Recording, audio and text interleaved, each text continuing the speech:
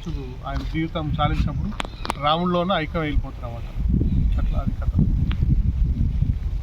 అందుకోసమే మనం చాలా మందికి తెలియదు గురు మంత్రం ఏదో అదొకటి ఇదొకటి ఉంటుందంట, ఏదో చెప్తారంట, ఏమో చేస్తారంట, ఏదో చెప్తారంట అనేది కాదు. ఫస్ట్ గురువు ఏ రోజు ఏదో ఉచ్చారణ చేస్తున్నాడో దాన్ని మనం పసిగట్టి దాన్నే గురుమంత్రంగా మనం ఉచ్చారణ చేస్తే అది ఒక శరీరంలో మనకు విత్తనంలాగా మన విత్తనంలాగా పడి ఉంటుంది అన్నమాట. ఆ విత్తనం పెరిగి పెరిగి పెద్ద బ్రహ్మాండం అవుతూ ఉంటుంది అన్నమాట శరీరంలో మనం.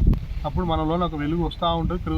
మనం శరీరం మన ఈ మంత్రాలను ఎంత ఉచ్చారణ చేస్తుంటే ఆ శరీరం కూడా అంత తేజస్సుగా అవుతూ వస్తూ ఉంటుంది అన్నమాట.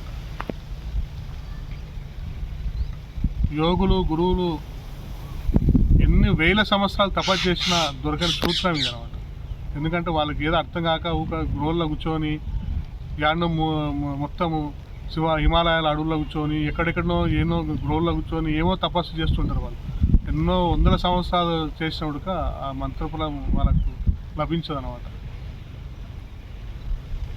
అందుకోసం గురువు ధ్యానము, గురు పూజ ఎవరైతే చేయగలుగుతారో అంత్యంలో గురువు వాళ్ళకు వాళ్ళ అంత్యం గురువు గ్రహించి అంత్యంలో చెప్తుంటామన్నమాట, నాయన నీవు ఇంత సేవ అన్నీ చేసిన సత్పురుషుడు, నీవు నాకు ఏ విధమైన సేవ కావాలో ఆ విధమైన సేవ చేశావు, నీ అసలు సత్పురుషునికి నీ ఇదిగో తీసుకో అది అని చెప్పేసి లాస్ట్ గురువు అనుగ్రహాన్ని ఇచ్చేస్తారన్నమాట.